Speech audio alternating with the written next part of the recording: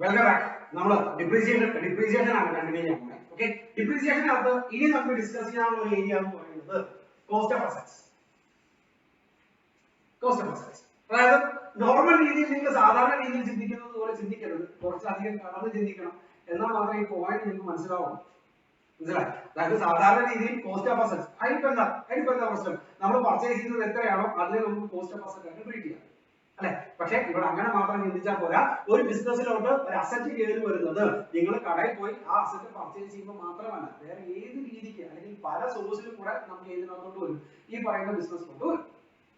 മനസ്സിലായി? ഇവിടെ financial accounts പ്രകാരമാണെങ്കിൽ യാതൊരുവിധ ടെൻഷനും ഇല്ല. അത് എത്ര രൂപയ്ക്കാണോ അല്ലെങ്കിൽ അത് വാങ്ങിക്കാൻ വേണ്ടി നമ്മൾ എത്ര രൂപയാണോ മുടക്കുന്നത് അതിനെ നമ്മൾ അതിന്റെ കോസ്റ്റ് ആയിട്ട് എഴുതുന്നു, അല്ലെ? അതിന് ഡിപ്രീസിയേഷൻ ചാർജ്. പക്ഷെ ഇവിടെ ഒരു പ്രശ്നമാണ്. എന്താ? ഇവിടെ ഡിപ്രീസിയേഷൻ വരുന്നത് ആ ബ്ലോക്കിലോട്ടാണ്, അല്ലെ? സോ അങ്ങനെ വരുന്ന നേരത്ത് അല്ലെങ്കിൽ ആ അസറ്റ് വരുന്ന നേരത്ത് ആ അസറ്റിന്റെ ആക്ച്വൽ കോസ്റ്റ് കാൽക്കുലേറ്റ് ചെയ്യാൻ വേണ്ടിയിട്ട് കുറെ അധികം സിറ്റുവേഷൻസിനെ കുറിച്ച് നമുക്ക് ഡിസ്കസ് ചെയ്യാം, കേട്ടോ? സോ വീഡിയോ തുടങ്ങുന്നതിന് മുമ്പ് ഞാൻ പറയാം, നമ്മൾ കടയിൽ പോയി ബില്ലടിച്ച് ഒരു മിഷനറി വാങ്ങിച്ചുകൊണ്ട് വരുന്ന ആ ഒരു സിംഗിൾ പ്രതീതി മാത്രം ചിന്തിക്കരുത്. ഇവിടെ കുറെ അധികം സോഴ്സ് കയറി വരും. അങ്ങനെ ഒന്നിലധികം സോഴ്സുകൾ കയറി വരുന്ന നേരത്ത് ഓരോന്നിലും നമുക്ക് എങ്ങനെയാണ് എന്ത് ചെയ്യേണ്ടത്, ഈ പറയുന്ന പോലെ actual cost of asset calculate ചെയ്യണം എന്നും കൂടെ നോക്കാം. നമുക്ക് നോക്കാം, ഡിസ്കസ് ചെയ്യാം. Okay, in calculation of actual cost, apart from the cost price of the asset, the following expenditure incurred relating to such asset shall be included. അതായത് അസറ്റിന്റെ actual cost price മാത്രമല്ല, ആ അസറ്റ് വാങ്ങിക്കാൻ വേണ്ടി ഉണ്ടാവുന്ന സർട്ടൻ എക്സ്പെൻഡിച്ചേഴ്സും കൂടെ ഏതിന്റെ കൂട്ടത്തിൽ കൂട്ടും? ആ അസറ്റിന്റെ കൂട്ടത്തിൽ കൂട്ടും. അതായത് okay, expenses directly relatable to acquisition of the assets including traveling expenditure incurred for the acquisition of assets. അതായത് അസറ്റ് വാങ്ങിക്കാൻ വേണ്ടിയിട്ട് കൊണ്ടുവരുന്ന അല്ലെങ്കിൽ അസറ്റ് വാങ്ങിച്ച് ഇവിടെ വരെ കൊണ്ടുവരാൻ വേണ്ടി വരുന്ന എല്ലാ എക്സ്പെൻഡിച്ചേഴ്സും അസറ്റിന്റെ വാല്യൂ ആയിട്ട് ചാർജ് ചെയ്യാം. And the expenses necessary to bring the asset to site, installation and to make it ready for the use. അതായത് അസറ്റ് കൊണ്ടുവന്ന് ഇൻസ്റ്റാൾ ചെയ്ത് റെഡി ടു യൂസ് എന്ന് പറയുന്ന സിറ്റുവേഷൻ ആവുന്നത് വരെയുള്ള എല്ലാ എക്സ്പെൻഡിച്ചറും അസറ്റിന്റെ വാല്യൂ ആയിട്ട് ചെയ്യാം.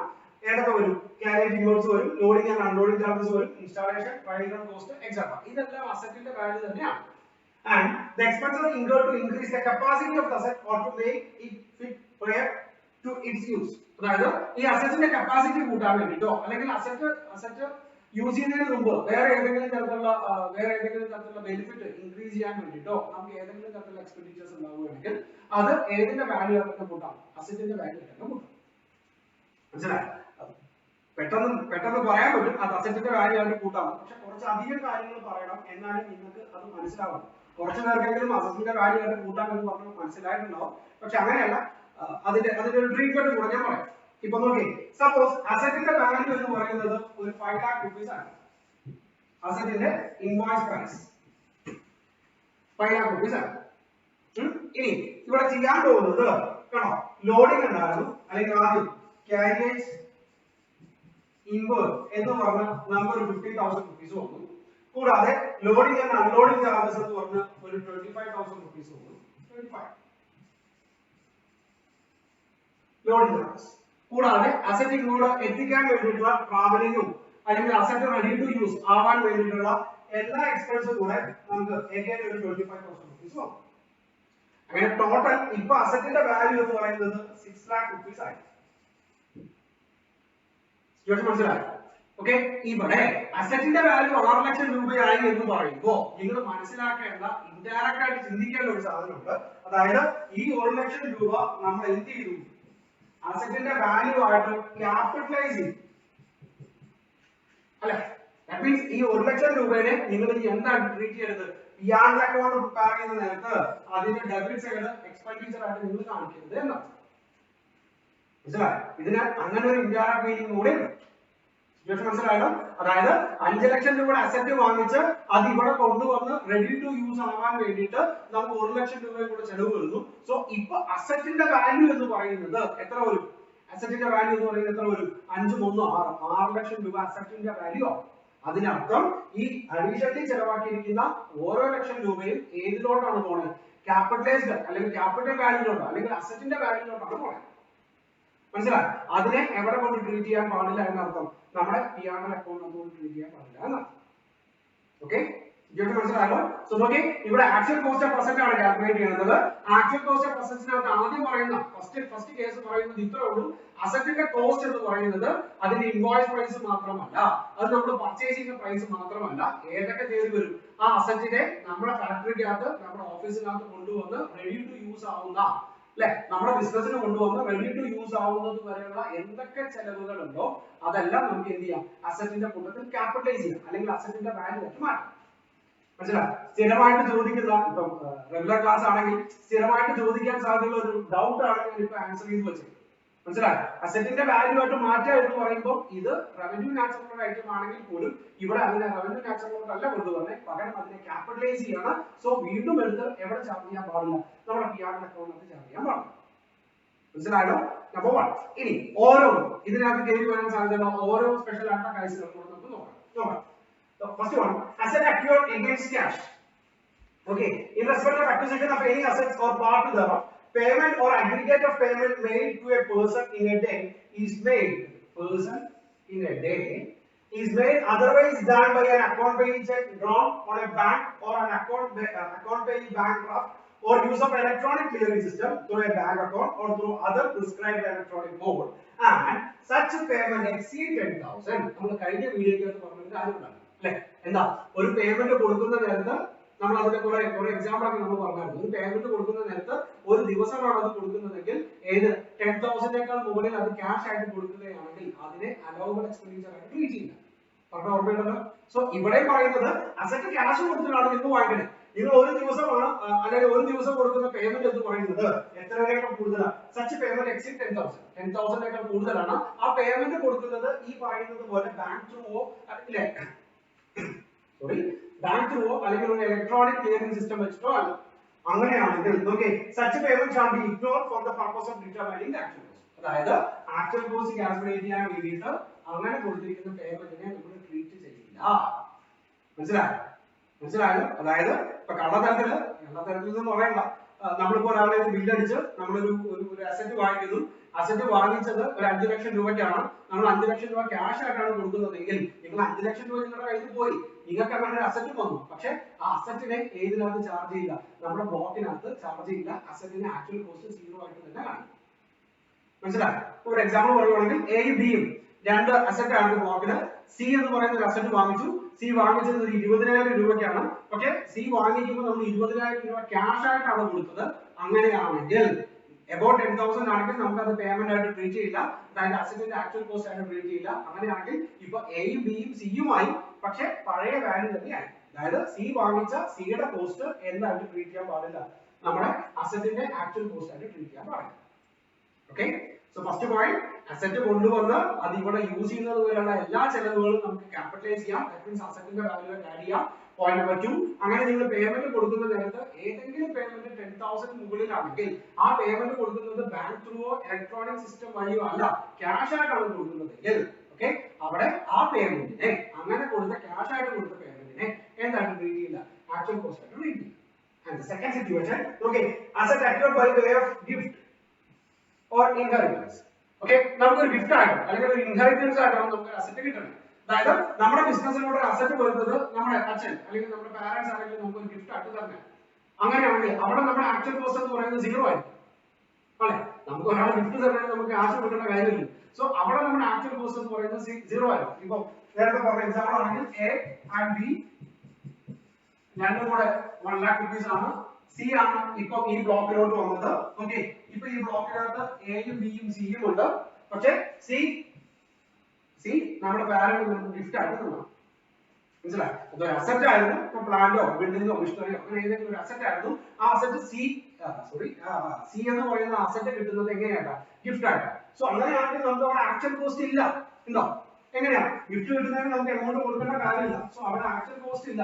എക്കും ബിക്കും സിക്കും 1 lakh തന്നെ ആയിരിക്കും. പക്ഷെ ഇവിടെ അങ്ങനെയല്ല പറയുന്നത്. ഇവിടെ ഒരു കേസ് കൂടെ പറയുന്നുണ്ട്. Okay, the actual cost of the previous owner has reduced by എങ്ങനെയാ amount of depreciation actually allowed under this act till the assessment year 87-88 and the amount of depreciation that would have been allowable to the assessee from the assessment year 88-89 as if the asset was the only asset in the relevant block. അതായത് ആ situation ഞാൻ പറഞ്ഞുതരാം. നമുക്ക് ഇങ്ങനെ theory വായിക്കുന്നതിനേക്കാൾ കൂടുതൽ ഒരു problem രീതിയിൽ തന്നെ പറയുന്നതായിരിക്കും നല്ലത്. ഓക്കെ, സോ ഓക്കെ, സി ആണ് ഇവിടെ പുതിയതായിട്ട് വാങ്ങിച്ച അസറ്റ്. സി വാങ്ങിച്ചത് നമ്മുടെ പേരന്റ് മിസ്റ്റർ എ ആണ് സി വാങ്ങിച്ചത്. ഓക്കെ, മിസ്റ്റർ എ ഇത് വാങ്ങിക്കുന്നത് 2015-16 സിറ്റുവേഷൻ മനസ്സിലായി. 2015-2016 സി ഇത് വാങ്ങിക്കുന്നത് 10,000 രൂപയ്ക്ക്. സിറ്റുവേഷൻ മനസ്സിലായല്ലോ. സോ ഇവിടെ പറയുന്ന ആദ്യത്തെ കേസ് മനസ്സിലാക്കേണ്ട കേസ്, സി വാങ്ങിക്കാൻ വേണ്ടിയിട്ട് നമുക്ക് 1 രൂപ പോലും ചെലവായിട്ടില്ല. അതിന്റെ അർത്ഥം എന്താ? സി വാങ്ങിക്കാൻ വേണ്ടി 1 രൂപ പോലും ചെലവായിട്ടില്ലെങ്കിൽ നമുക്ക് ഇവിടെ ഒന്നും ആഡ് ചെയ്യണ്ട. പക്ഷെ ഇവിടെ പറയുന്നത് അങ്ങനെയല്ല. ഓക്കെ, ആരുടെ കോസ്റ്റ്? പ്രീവിയസ് ഓണറിന്റെ കോസ്റ്റ്. ഇവിടെ പ്രീവിയസ് ഓണർ എന്ന് പറയുന്നത് ആരാ? മിസ്റ്റർ എ ആണ്. എ ആണ് പർച്ചേസ് ചെയ്തത്. സോ ആ പ്രീവിയസ് ഓണർക്ക് ഉണ്ടായ കോസ്റ്റ് എത്രയാണോ അതിൽ നിന്ന് എന്ത് മൈനസ് ചെയ്യാം? ഇങ്ങനെ ഇവിടം വരെ അല്ലെങ്കിൽ ഇത്ര എപ്പോഴാണോ നമുക്ക് തരുന്നത്, സപ്പോസ് 2 വർഷം കഴിഞ്ഞിട്ടാണ് നമുക്ക് തരുന്നതെങ്കിൽ ആ 2 വർഷം വരെയുള്ള ആ അസറ്റിന്റെ ഡിപ്രീസിയേഷൻ മൈനസ് ചെയ്യും. എങ്ങനെയാണ്? അപ്പൊ ഈ ബ്ലോക്കും കാര്യങ്ങളൊന്നും വേണ്ട. ദാറ്റ് മീൻസ് ആ സി എന്ന് പറയുന്ന അസറ്റ് മാത്രമേ ആ ബ്ലോക്കിനകത്തുള്ളൂ എന്ന രീതിയിൽ ചിന്തിക്കാനാണ് പറയുന്നത് കേട്ടോ. As if the asset was the only asset in the relevant block. That means ആ ബ്ലോക്കിന്റെ റേറ്റ് ഓഫ് ഡിപ്രീസിയേഷൻ എത്രയാണോ അത് ചാർജ് ചെയ്യും. അതായത് ഇവിടെ 10% ആണെങ്കിൽ ഫസ്റ്റ് ഇയറിനകത്ത് നമുക്ക് 1000 rupees വരും, ബാലൻസ് 9000 വരും അല്ലെ. സെക്കൻഡ് ഇയറിനകത്ത് നമുക്ക് 900 വരും, ബാലൻസ് 8100 വരും.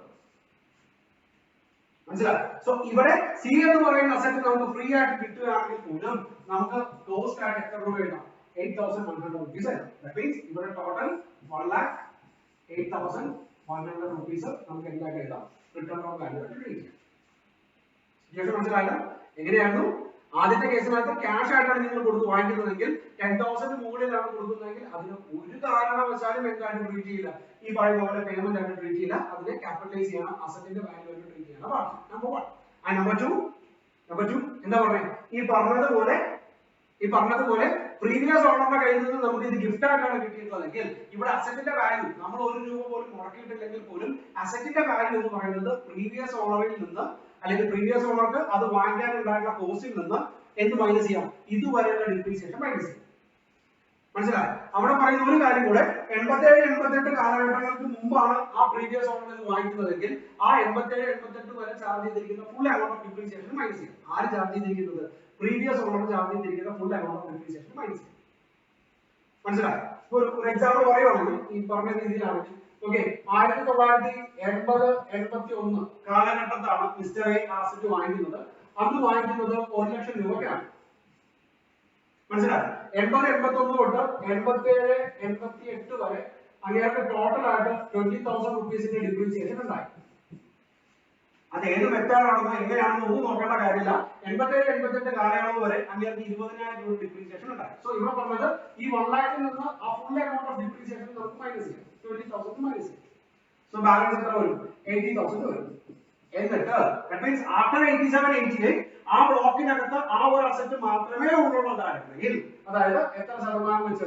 10% വെച്ച് എപ്പോഴാണോ ഇത് നമുക്ക് കിട്ടുന്നത് അതുവരെ എന്ത് ചെയ്തുകൊണ്ടിരിക്കുക? ഡിപ്രീസിയേഷൻ ചാർജ് ചെയ്തുകൊണ്ടിരിക്കുക. എന്നിട്ട് നമുക്ക് കിട്ടുന്ന സമയത്ത് ഉണ്ടാവുന്ന റിട്ടേൺ ഓൺ വാല്യൂ എത്രയാണോ അതിനെ നമുക്ക് നമ്മുടെ എന്തായിട്ട് ട്രീറ്റ് ചെയ്യാം? ആക്ച്വൽ കോസ്റ്റ് ആയിട്ട് ട്രീറ്റ് ചെയ്യാം. മനസ്സിലായോ? എങ്ങനെയായിരുന്നു? പഴയ ഓണറിന്റെ ആക്ച്വൽ കോസ്റ്റ് എടുക്കുക, എന്നിട്ട് പഴയ ഓണർ നമുക്ക് ട്രാൻസ്ഫർ ചെയ്യുന്നത് വരെയുള്ള ഡിപ്രീസിയേഷൻ എത്രയാണോ അത് മൈനസ് ചെയ്യുക. അപ്പൊ പഴയ ഓണറിന്റെ റിട്ടേൺ ഓൺ വാല്യൂ കിട്ടും. ആ വാല്യൂനെ നമുക്ക് നമ്മുടെ ആക്ച്വൽ കോസ്റ്റ് ആയിട്ട് ട്രീറ്റ് ചെയ്യാം. ഓക്കെ, മനസ്സിലായെങ്കിൽ നെക്സ്റ്റ് വൺ ഇതുമായിട്ട് ബന്ധപ്പെട്ട് പറയുന്നത് okay, interest treatment in case of asset acquired out of the borrowed fund. ഇൻട്രസ്റ്റിന്റെ ട്രീറ്റ്മെന്റ് പറയുന്ന ഒരു കാര്യമുണ്ട്. അതായത് നമ്മളത് നമ്മുടെ സ്പെസിഫിക് ഡിഡക്ഷൻസ് ഒക്കെ പഠിക്കുന്ന നേരത്തെ നമ്മൾ പറഞ്ഞായിരുന്നു, ഇൻട്രസ്റ്റിന്റെ ട്രീറ്റ്മെന്റ് പറഞ്ഞായിരുന്നു അല്ലെ. അസറ്റ് കൊണ്ടുവന്ന് അത് റെഡി ടു യൂസ് ആവുന്നത് വരെയുള്ള ഇൻട്രസ്റ്റിനെ ക്യാപിറ്റലൈസ് ചെയ്തു. ആഫ്റ്റർ റെഡി ടു യൂസ് അല്ലെങ്കിൽ പുട്ട് ടു യൂസ് എടുക്കുന്ന സമയം തൊട്ടുള്ള ഇൻട്രസ്റ്റിനെ നമ്മൾ എന്ത് ചെയ്തു? നമ്മുടെ P&L അക്കൗണ്ടിനകത്തോട്ട് റവന്യൂ ആയിട്ട് ചാർജ് ചെയ്തു. ഓക്കെ, നമ്മൾ കഴിഞ്ഞ വീഡിയോയിൽ നമ്മൾ ഡിസ്കസ് ചെയ്താണ് ഇൻട്രസ്റ്റിന്റെ കേസ്. എങ്ങനെയായിരുന്നു? ഒരു അസറ്റ് വാങ്ങിക്കുന്നത് ബോറോ ചെയ്തിട്ടാണ്, മണി ബോറോ ചെയ്തിട്ടാണ്. ഓക്കെ, അതിന് നമ്മൾ ഇൻട്രസ്റ്റ് കൊടുത്തുകൊണ്ടിരിക്കുന്നുണ്ട്. സോ ആ അസറ്റ് കൊണ്ടുവന്ന് ഇവിടെ ഇൻസ്റ്റാൾ ചെയ്ത് പുട്ട് ടു യൂസ് അല്ലെങ്കിൽ റെഡി ടു യൂസ് ആവുന്ന സിറ്റുവേഷൻ വരെ കൊടുക്കുന്ന ഇൻട്രസ്റ്റിനെ അസറ്റിന്റെ വാല്യൂവിന്റെ കൂട്ടത്തിൽ ക്യാപിറ്റലൈസ് ചെയ്യുന്നു. അതിനുശേഷമുള്ള ഇൻട്രസ്റ്റിനെ നമ്മൾ എന്ത് ചെയ്യാൻ പോവാം? നമ്മുടെ റവന്യൂ ആയിട്ട് ട്രീറ്റ് ചെയ്ത് P&L ചാർജ് ചെയ്യാം കേട്ടോ. നമ്മളത് കഴിഞ്ഞ വീഡിയോയ്ക്കകത്ത് ഡിസ്കസ് ചെയ്താണ് അതിന്റെ treatment. and any subsidy received from the government or any other authority for the purchase of an asset. അതായത് നമുക്ക് അസറ്റ് വാങ്ങിക്കാൻ വേണ്ടിയിട്ട് ഏതെങ്കിലും ഒരു ഗവൺമെന്റ് അതോറിറ്റി നമുക്ക് സബ്സിഡിയോ അങ്ങനെ ആ കാറ്റഗറിയിൽ ഏതെങ്കിലും ഒരു എമൗണ്ട് സൗജന്യമായിട്ട് തരികയാണെങ്കിൽ ആ എമൗണ്ട് മൈനസ് ചെയ്ത് ബാലൻസ് വേണം ആക്ച്വൽ കോസ്റ്റ് ആയിട്ട് വിളിക്കുക. ഓക്കെ, അതായത് 1 ലക്ഷം രൂപ അസറ്റ് വാങ്ങിക്കാൻ വേണ്ടിയിട്ട് ഗവൺമെന്റ് 20% നമുക്ക് സബ്സിഡി തന്നിട്ടുണ്ട്. അങ്ങനെയാണെങ്കിൽ നമ്മുടെ കൈവശത്ത് നമ്മുടെ കയ്യിൽ നിന്ന് എത്ര മാത്രമേ പോകുന്നുള്ളൂ പേയ്മെന്റ്? 80,000 റുപ്പീസിന്റെ പേയ്മെന്റ് മാത്രമേ പോകും അല്ലെ. അസറ്റിന്റെ വാല്യൂ 1 ലക്ഷം ആണെങ്കിൽ പോലും 20% ഗവൺമെന്റ് ആണ് കൊടുക്കണേ. നമ്മുടെ കയ്യിൽ നിന്ന് 80% മാത്രം, ദാറ്റ് മീൻസ് 80,000 റുപ്പീസ് മാത്രമേ ചെലവാകുന്നുള്ളൂ. ആയതുകൊണ്ട് നമുക്ക് എന്ത് ചെയ്യാം? ആ 80,000 റുപ്പീസിനെ അസറ്റിന്റെ ആക്ച്വൽ കോസ്റ്റ് ആയിട്ട് വിളിക്കും. Okay, and the next one asset, third one cenvatable assets. അതായത് അസറ്റ് വാങ്ങിക്കുമ്പോൾ നമ്മൾ ടാക്സ് കൊടുക്കുന്നുണ്ട്. ആ ടാക്സ് കൊടുത്തത് നമുക്ക് സെൻവാറ്റ് ആയിട്ട്, ദാറ്റ് മീൻസ് ഇൻപുട്ട് ടാക്സ് ആയിട്ട് തിരിച്ചു കിട്ടുമെങ്കിൽ ആ കിട്ടുന്ന സമയം അല്ലെങ്കിൽ ആ കിട്ടേണ്ട എമൗണ്ട് എത്രയാണോ അത് അസറ്റിന്റെ വാല്യൂ നമുക്ക് മൈനസ് ചെയ്യും. മനസ്സിലായോ? 1 ലക്ഷം രൂപയ്ക്ക് അസറ്റ് വാങ്ങിക്കുന്നു. അസറ്റ് വാങ്ങിക്കുന്നത് ഈ പറയുന്ന ബില്ലിനെ അടിസ്ഥാനപ്പെടുത്തിയിട്ടാണ്. അസറ്റ് വാങ്ങിക്കുമ്പോൾ നിങ്ങൾക്ക് 10,000 റുപ്പീസ് നിങ്ങൾ ടാക്സ് കൂടെ കൊടുക്കുന്നു. സോ ടോട്ടൽ അസറ്റ് വാങ്ങിക്കാൻ വേണ്ടി നിങ്ങൾക്ക് 1,14,000 രൂപ ചെലവായി. പക്ഷേ ആ ടാക്സ് നമ്മൾ കൊടുത്ത 10,000 റുപ്പീസ് എന്ന് പറയുന്ന ടാക്സ് ഇൻപുട്ട് ടാക്സ് ആയിട്ട് നമുക്ക് ഭാവിയിൽ ക്ലെയിം ചെയ്യാൻ പറ്റുന്ന എമൗണ്ട് ആണ്. അങ്ങനെയാണെങ്കിൽ ആ 10,000 റുപ്പീസ് നമുക്ക് മൈനസ് ചെയ്യാം. സിറ്റുവേഷൻ മനസ്സിലായോ? 10,000 റുപ്പീസ് മൈനസ് ചെയ്യാം. അസറ്റിന് 1,14,000 രൂപ കൊടുക്കേണ്ടി വന്നാൽ പോലും അസറ്റിന്റെ വാല്യൂ ആയിട്ട് എത്ര മാത്രമേ വരുന്നുള്ളൂ? 1 ലക്ഷം രൂപ മാത്രമേ വരുന്നുള്ളൂ. And asset acquired by an assessee from another person and given on lease to the same person who had earlier claimed depreciation on such asset. അങ്ങനെയാണെങ്കിൽ നോക്കി, return on value of the asset to the transfer, അതിനെ വേണം actual cost ആയിട്ട് എടുക്കാൻ. ഇങ്ങനെയായിരുന്നു asset acquired by an assessee from another person. Okay, ഞാൻ നിങ്ങളിൽ നിന്ന് ഒരു അസറ്റ് വാങ്ങിക്കുന്നു, എന്നിട്ട് ഞാൻ അത് നിങ്ങൾക്ക് തന്നെ എന്തിന് തരുന്നു? ലീസിന് തരുന്നു. സിറ്റുവേഷൻ മനസ്സിലായോ? ഞാൻ നിങ്ങളിൽ നിന്ന് ഒരു അസറ്റ് വാങ്ങിക്കുന്നു, എന്നിട്ട് അത് ഞാൻ നിങ്ങൾക്ക് തന്നെ ലീസിന് തരുന്നു ടു ദ സെയിം പേഴ്സൺ. അങ്ങനെയാണെങ്കിൽ okay, who had earlier claimed depreciation on such assets. Okay, അങ്ങേരുടെ ഇപ്പോഴത്തെ റിട്ടേൺ ഓൺ വാല്യൂനെ നമുക്ക് ആ അസറ്റിന്റെ ആക്ച്വൽ കോസ്റ്റ് ആയിട്ട് വിളിക്കാം. മനസ്സിലായോ? അതായത് നിങ്ങൾ ഒരു 2 ലക്ഷം രൂപയ്ക്ക് ഒരു അസറ്റ് വാങ്ങിക്കുന്നു, ഒരു 2 വർഷം 20,000 വെച്ച് 40,000 രൂപ അതിന് ഡിപ്രീസിയേഷൻ ചാർജ് ചെയ്തു. ഇപ്പൊ അതിന്റെ വാല്യൂ 1,60,000 രൂപയാണ്. ആ 1,60,000 രൂപ നിങ്ങളുടെ കൈവശമുള്ള അസറ്റ് ഞാൻ പർച്ചേസ് ചെയ്തു, എന്നിട്ട് ഞാൻ അത് തിരിച്ച് നിങ്ങൾക്ക് തന്നെ ലീസിന് തരും. നിങ്ങളത് ഉപയോഗിച്ചാൽ അങ്ങനെ നിങ്ങൾക്ക് തന്നെ ലീസിന് തരും. നിങ്ങൾ ലീസ് വേണ്ട എന്താണെന്ന് വെച്ചാൽ തന്നാൽ ഇവിടെ. അങ്ങനെയാണെങ്കിൽ ഞാൻ പർച്ചേസ് ചെയ്യുന്ന സമയത്ത് ആ അസറ്റിന്റെ വാല്യൂ എന്ന് പറയുന്നത് നിങ്ങളുടെ റിട്ടേൺ ഓൺ വാല്യൂ ആയിട്ടുള്ള ആ 1,60,000 റുപ്പീസ് ആയി. മനസ്സിലായോ? And next one, building used for the personal purpose subsequently brought into business.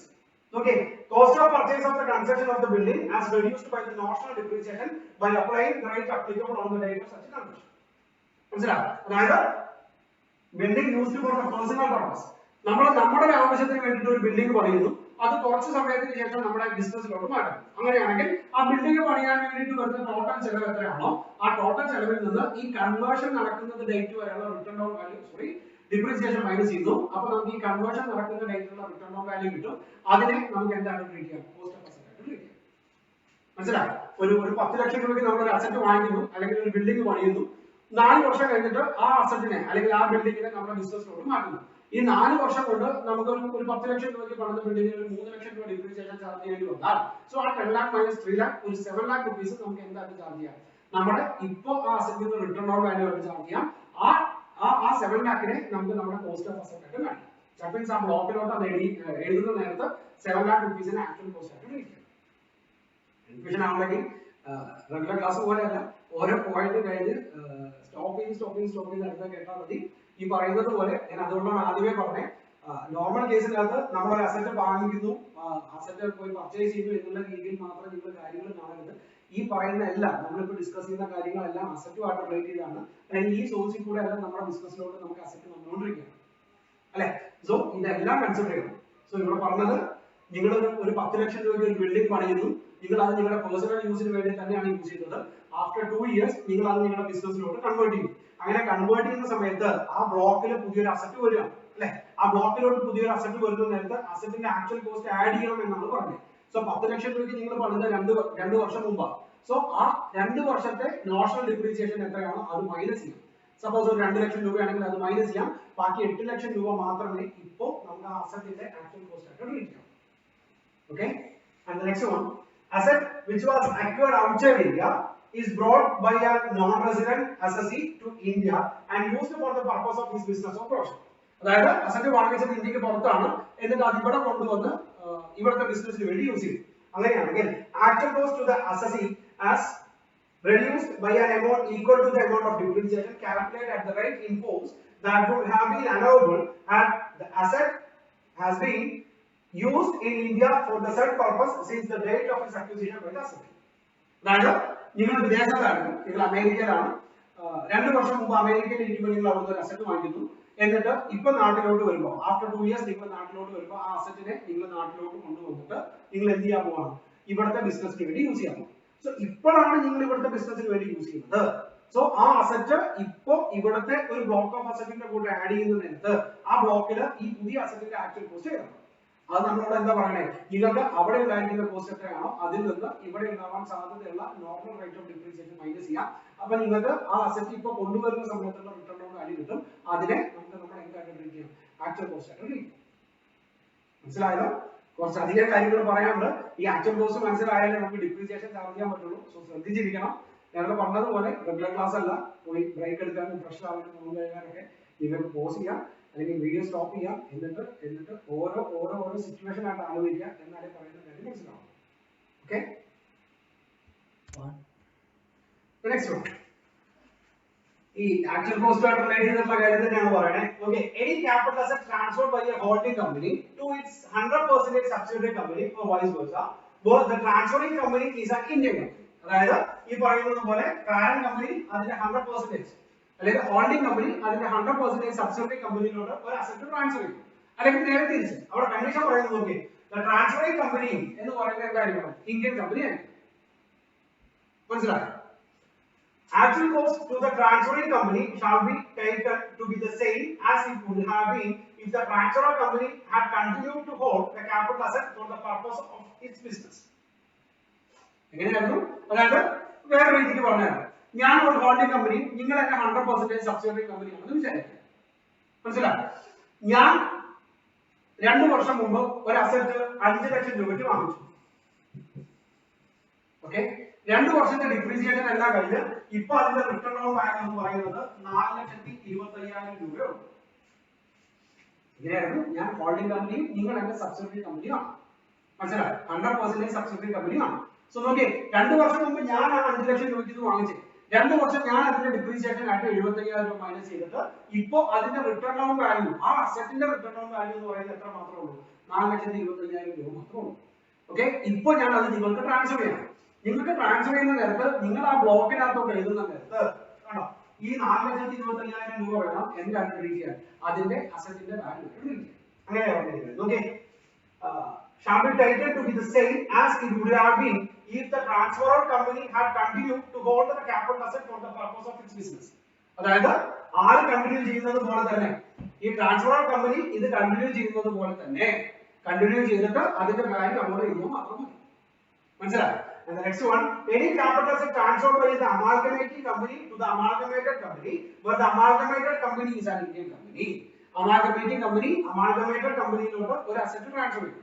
Okay, അങ്ങനെ വരുന്നത്. Okay, the actual cost to the amalgamated company shall be taken to the same as it would have been if the amalgamating company had continued to hold the capital asset for the purpose of its own business. എവിടെ പറഞ്ഞതുപോലെ തന്നെ ഈ പറഞ്ഞ ഹോൾഡിംഗിന്റെയും സബ്സിഡിയറിയും ഒക്കെ പറഞ്ഞതുപോലെ തന്നെ ഈ amalgamating company amalgamated കമ്പനിയിലോട്ട് ഒരു പ്രോപ്പർട്ടി ട്രാൻസ്ഫർ ചെയ്യുന്ന നേരത്ത് അത് ഈ പഴയ കമ്പനി എങ്ങനെയാണോ അതിന് വാല്യൂ ചെയ്തിരിക്കുന്നത് അതേ വാല്യൂ തന്നെ അല്ലെങ്കിൽ അതിന്റെ റിട്ടേൺ ഓൺ വാല്യൂ തന്നെ എന്താണ് ട്രീറ്റ് ചെയ്യാം, ആക്ച്വൽ കോസ്റ്റ് ആയിട്ട് ട്രീറ്റ് ചെയ്യാം. ഈ പറഞ്ഞതുപോലെ തന്നെ മനസ്സിലായോ? 2 വർഷം മുമ്പ് അത് 5 ലക്ഷം രൂപയ്ക്കാണ് വാങ്ങിച്ചത്. ഓക്കെ, ഇപ്പോ 75,000 രൂപ ഡിപ്രീസിയേഷൻ കഴിഞ്ഞ് 4,25,000 രൂപയുണ്ട്. ഇപ്പോഴാണ് നമ്മൾ അത് ട്രാൻസ്ഫർ ചെയ്യുന്നതെങ്കിൽ ആ കിട്ടുന്ന പുതിയ കമ്പനിക്ക് അതിന്റെ ആക്ച്വൽ കോസ്റ്റ് ആയിട്ട് എത്ര രൂപ എഴുതാം, 4,25,000 രൂപ എഴുതാം. And the next one, the actual cost of any capital assets on which the deduction is allowable under section 35A, the actual cost of the asset shall be taken as name. മനസ്സിലായോ? എങ്ങനെയായിരുന്നു? The actual cost of any capital asset on which the deduction is allowable under section 35D. അതായത് specified business പ്രകാരം നമ്മൾ ഒരു capital asset വാങ്ങിക്കുന്നു. ആ capital അസറ്റിന് അല്ലെങ്കിൽ ആ അസറ്റിന് 100% deduction ആയിട്ട് ക്ലെയിം ചെയ്യും. അങ്ങനെയാണെങ്കിൽ ആ അസറ്റ് വരുന്ന ബ്ലോക്കിൽ അതിന്റെ വാല്യൂ ഇല്ല. മനസ്സിലായോ?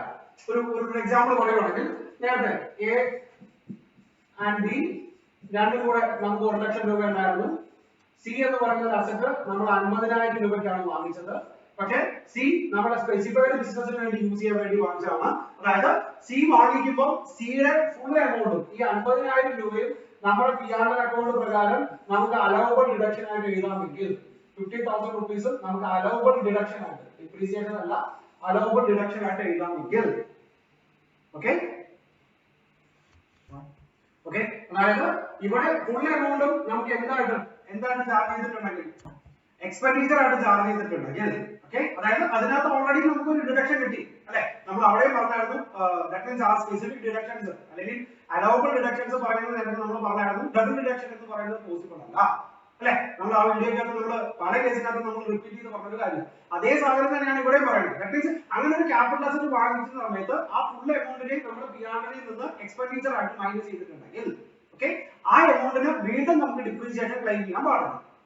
അങ്ങനെയാണെങ്കിൽ ആലോചിക്കുക, ആ ഒരു എമൗണ്ടിന് നമുക്ക് 2 തരത്തിലുള്ള ഡിഡക്ഷൻസ് കിട്ടും അല്ലെ. സോ അങ്ങനെ വരുന്ന സാഹചര്യത്തിൽ നമ്മൾ എന്താ ചെയ്യണേ, അവിടെ എക്സ്പെൻഡിച്ചർ ആയിട്ട് ചാർജ് ചെയ്തിട്ടുണ്ടെങ്കിൽ ആക്ച്വൽ കോസ്റ്റ് നമ്മൾ എന്തായിട്ട് ട്രീറ്റ് ചെയ്യണം, നില്ലായിട്ട് ട്രീറ്റ് ചെയ്യണം. അതായത് അസറ്റ് ആ ബ്ലോക്കിനകത്ത് വരും, പക്ഷെ ആ അസറ്റിന് ആക്ച്വൽ കോസ്റ്റ് ഉണ്ടാവില്ല, അത് 0. എങ്ങനെയാണെങ്കിൽ മാത്രം ആ അസറ്റിന്റെ ടോട്ടൽ എമൗണ്ട് ഓഫ് ഡിപ്രീസിയേഷൻ എന്ന് പറയുന്നത് ഏതിലോട്ട് പോകണം, നമ്മുടെ എക്സ്പെൻഡിച്ചർ ആയിട്ട് പോകണം. സോ ആക്ച്വൽ കോസ്റ്റിനെ സംബന്ധിച്ചിടത്തോളം ഇത്രയും കാര്യങ്ങളാണ് നമുക്ക് ഡിസ്കസ് ചെയ്യാനുള്ളത്. അതിനകത്ത് ഏറ്റവും പ്രധാനമായിട്ട് നോക്കേണ്ടത് ഈ പറയുന്നത് പോലെ വേറെ പർപ്പസിന് വേണ്ടി യൂസ് ചെയ്തിട്ട് ഇപ്പോഴുള്ള ബിസിനസിന് വേണ്ടി കൊണ്ടുവരുന്നതെങ്കിൽ നമുക്ക് എന്ത് ചെയ്യേണ്ടി വരും, ഇപ്പോഴത്തെ റേറ്റ് ഓഫ് ഡിപ്രീസിയേഷൻ വെച്ചിട്ട്, അതായത് എപ്പോഴാണോ കൺവേർഷൻ നടക്കുന്നത് ആ ഡേറ്റിന്റെ ഡിപ്രീസിയേഷൻ റേറ്റ് വെച്ചിട്ട് വാങ്ങിച്ച സമയം തൊട്ട് ഈ പറഞ്ഞ കൺവേർഷൻ ഡേറ്റ് വരെയുള്ള ഡിപ്രീസിയേഷൻ മൈനസ് ചെയ്യാം. എന്നിട്ട് റിട്ടേൺ ഓൺ വാല്യൂ കണ്ടുപിടിക്കാം. ആ റിട്ടേൺ ഓൺ വാല്യൂനെ നമുക്ക് എന്തായിട്ട് ചാർജ് ചെയ്യാം, നമ്മുടെ ബിസിനസ്സിലോട്ട് കൊണ്ടുവരുന്ന അസറ്റിന്റെ ആക്ച്വൽ കോസ്റ്റ് ആയിട്ട് ചാർജ്. മനസ്സിലായി? ബാക്കി എല്ലാ കാര്യങ്ങളും നിങ്ങൾക്ക് കേൾക്കാൻ മനസ്സിലാവുന്ന കാര്യമാണ്. കൺഫ്യൂഷൻ ആവുന്ന രീതി ഇത് മാത്രമാണ്. മനസ്സിലാക്കി ഞാൻ ഒന്നുകൂടെ പറയാം. ഒരു അസറ്റ് നമ്മൾ നമ്മുടെ ഹൗസ് പ്രോപ്പർട്ടിക്ക് വേണ്ടിയിട്ട് വാങ്ങിച്ചതാണ്, അല്ലെങ്കിൽ നമ്മുടെ സ്വന്തം യൂസിന് വേണ്ടി വാങ്ങിച്ചതാണ് 3 വർഷം മുമ്പ്. ആ അസറ്റ് ഇപ്പൊ നമ്മൾ ബിസിനസ്സിലോട്ട് കൊണ്ടുവരുന്നു. അങ്ങനെയാണെങ്കിൽ ആ വാങ്ങിച്ച കോസ്റ്റിൽ നിന്ന് ഈ 3 വർഷത്തെ ഡിപ്രീസിയേഷൻ മൈനസ് ചെയ്യണം. ഏത് റേറ്റ് വെച്ച് എന്നാണോ കൺവേർഷൻ നടക്കുന്നത്, ആ കൺവേർഷൻ നടക്കുന്ന സമയത്ത് ആ അസറ്റിന്റെ ഡിപ്രീസിയേഷൻ റേറ്റ് എത്രയാണോ, എത്ര പെർസെന്റേജ് ആണോ, അത് വെച്ച് നമുക്ക് ഡിപ്രീസിയേഷൻ മൈനസ് ചെയ്യണം. അതിനടിസ്ഥാനപ്പെടുത്തി നമുക്ക് റിട്ടേൺ ഓൺ വാല്യൂ കണ്ടുപിടിക്കണം. ആ റിട്ടേൺ ഓൺ വാല്യൂ ആയിരിക്കും ഈ കൺവേർട്ട് ചെയ്യുന്ന അസറ്റിന്റെ ആക്ച്വൽ കോസ്റ്റ്. ഓക്കെ, നമുക്കൊരു പ്രോബ്ലം നോക്കാം. അപ്പൊ നിങ്ങൾക്ക് കുറച്ചും കൂടെ മനസ്സിലാവും. Okay, Mr. R purchased a house property on 1/12/2018 for 10 lakh rupees. Till 1/12/2020, the same was self-occupied as a residence. അതായത് എപ്പോ വരെ 1/12/2020 വരെ എന്ത് ചെയ്യണം, 1/12/2020 വരെ ഇത് എന്തിനു വേണ്ടി യൂസ് ചെയ്യണം, സെൽഫ് ഓക്യുപ്പൈഡിന് വേണ്ടി യൂസ് ചെയ്യണം. And on this date, the building was brought into use for the purpose of medical profession. അതായത് ആ ഡേറ്റിന് ശേഷം അങ്ങനെ അത് ഏതിനു വേണ്ടി യൂസ് ചെയ്തു, നമ്മുടെ മെഡിക്കൽ പ്രൊഫഷന് വേണ്ടി യൂസ് ചെയ്തു. അങ്ങനെയാണെങ്കിൽ what would be the depreciation allowable for the assessment year 2011 sorry 2021 2021 depreciation എത്രയാണ് എന്ന് നോക്കാം.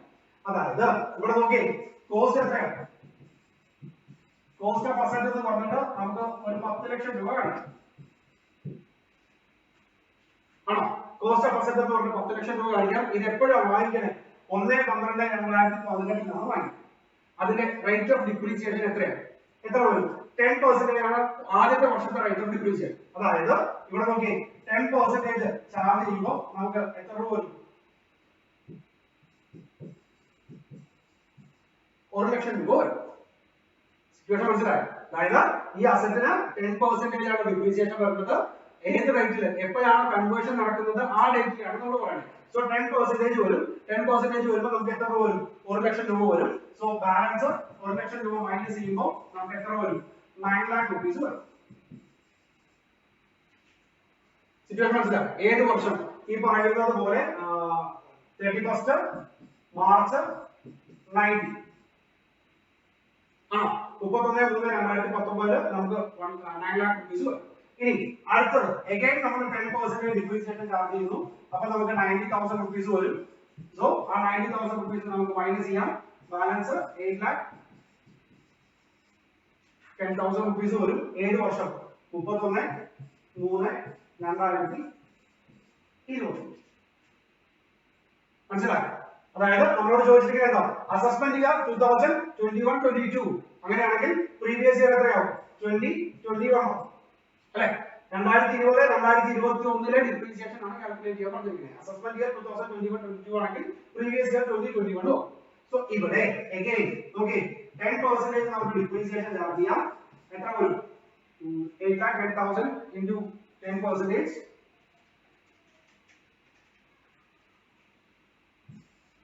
മൈനസ് ചെയ്യാം.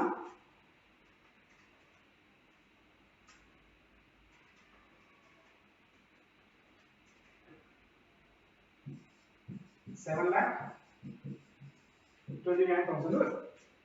ഏത് വർഷം? 31/3/2021. അതായത് 2020-2021 എന്ന് പറയുന്ന കാലയളവിൽ നമുക്ക് എത്ര രൂപ ഡിപ്രീസിയേഷൻ ചാർജ് ചെയ്യാം? 81,000 ഡിപ്രീസിയേഷൻ ചാർജ് ചെയ്ത്.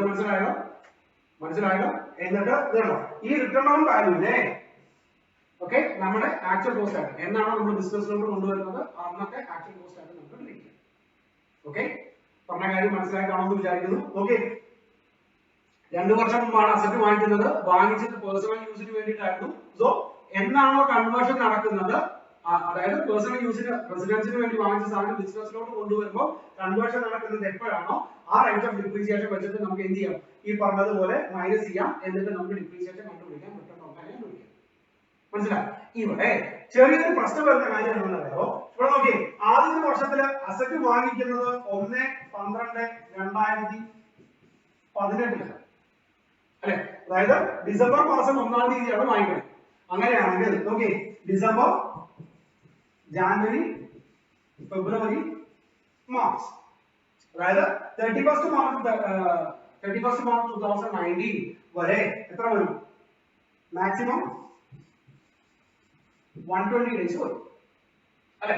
അവിടെ 30 എടുക്കുവാണെങ്കിൽ 4-12 മാക്സിമം 120 ഡേയ്സ് വരും. അതായത് ഇവിടെ നമ്മളൊരു പുതിയ റൂളാണ് ചെയ്യാൻ പോകുന്നത്. ഒരു അസറ്റ് വാങ്ങിച്ച് അത് ആ വർഷം 180 ദിവസത്തിൽ താഴെയാണ് യൂസ് ചെയ്യുന്നതെങ്കിൽ നോർമൽ ഡിപ്രീസിയേഷൻ എത്രയാണോ അതിന്റെ ഹാഫ് ആയിട്ട് മാത്രമേ നമ്മൾ എന്ത് ചാർജ് ചെയ്യുള്ളൂ? ഡിപ്രീസിയേഷൻ ചാർജ് ചെയ്യൂ. ഒരിക്കൽ കൂടെ, ഒരു അസറ്റ് വാങ്ങിച്ച് അത് വാങ്ങിച്ച വർഷം 180 ദിവസത്തിൽ താഴെ മാത്രമാണ് യൂസ് ചെയ്യുന്നതെങ്കിൽ ഓക്കെ ആ വർഷം ആ അസറ്റിന് ചാർജ് ചെയ്യേണ്ട ഡിപ്രീസിയേഷൻ എത്രയാണോ അതിന്റെ പകുതി മാത്രമേ നമ്മൾ ചാർജ് ചെയ്യുള്ളൂ. അതായത് ഇവിടെ നോക്കുവാണെങ്കിൽ 10 ലക്ഷം രൂപയുണ്ട്. ആദ്യത്തെ വർഷം 1 ലക്ഷം രൂപയാണ് നമുക്ക് ഡിപ്രീസിയേഷൻ പറഞ്ഞത്. പക്ഷെ നമുക്ക് എത്ര മാത്രം ചാർജ് ചെയ്താൽ മതി? 50,000 രൂപ മാത്രമേ ചാർജ് ചെയ്യാം. കാരണം ഇവിടെ 10% ചാർജ് ചെയ്യരുത്. ഡിവൈഡഡ് 2 5% വരെ മാത്രമേ ചാർജ് ചെയ്യൂ. ബാക്കിയെല്ലാം അതേപോലെ തന്നെ സെയിം ആണ്. ഇവിടെ എത്ര വരും? 9,50,000 വരും. ഓക്കെ, അടുത്ത വർഷം അതിന്റെ 10% 95,000 വരും. മനസ്സിലായോ? മൈനസ് ചെയ്യുമ്പോൾ നമുക്ക് 8,55,000 വരും. അതിന്റെ എത്ര ശതമാനം? 10% ചാർജ്. സോ പുതിയ റൂളാണ് നമ്മൾ പറഞ്ഞത്. ഓക്കെ, എന്തായിരുന്നു? 2 കാര്യങ്ങളാണ് നമ്മൾ ഈ പ്രോബ്ലത്തിനകത്ത് പഠിച്ചത്. ഈ ഇങ്ങനെ കൺവേർട്ട് ചെയ്യുന്ന സമയത്ത് ആ കൺവേർഷൻ നടക്കുന്ന സമയത്ത് റേറ്റ് ഓഫ് ഡിപ്രീസിയേഷൻ എത്രയാണോ ആ റേറ്റ് ഓഫ് ഡിപ്രീസിയേഷൻ വെച്ച് എപ്പോഴാണോ നമ്മൾ അത് വാങ്ങിക്കുന്നത് ആ വാങ്ങിച്ച ഡേറ്റ് തൊട്ട് ഈ പറയുന്ന കൺവേർഷൻ നടക്കുന്ന ഡേറ്റ് വരെ നമുക്ക് ഡിപ്രീസിയേഷൻ ചാർജ് ചെയ്യും. നമ്പർ 1. നമ്പർ 2, ഈ പറയുന്നത് പോലെ ഒരു അസറ്റ് വാങ്ങിച്ച് അത് നമ്മുടെ ബിസിനസ്സിലോട്ട് കൊണ്ടുവന്ന് ഓക്കെ ആ കൊണ്ടുവന്ന അസറ്റ് 180 ദിവസത്തിൽ താഴെ മാത്രമാണ് ബിസിനസ്സിന് വേണ്ടി യൂസ് ചെയ്യുന്നതെങ്കിൽ, മനസ്സിലായി? 180 ദിവസത്തിന് വേണ്ടി യൂസ് ചെയ്യുന്നതെങ്കിൽ അവിടെ നമുക്ക് എത്ര റേറ്റ് മാത്രമേ? ഹാഫ് റേറ്റ് ഓഫ് ഡിപ്രീസിയേഷൻ മാത്രമേ ചാർജ് ചെയ്യൂ. ആ ഒരു വർഷം, ആ കൊണ്ടുവരുന്ന വർഷം ഹാഫ് റേറ്റ് ഓഫ് ഡിപ്രീസിയേഷൻ മാത്രമേ ചാർജ് ചെയ്യൂ.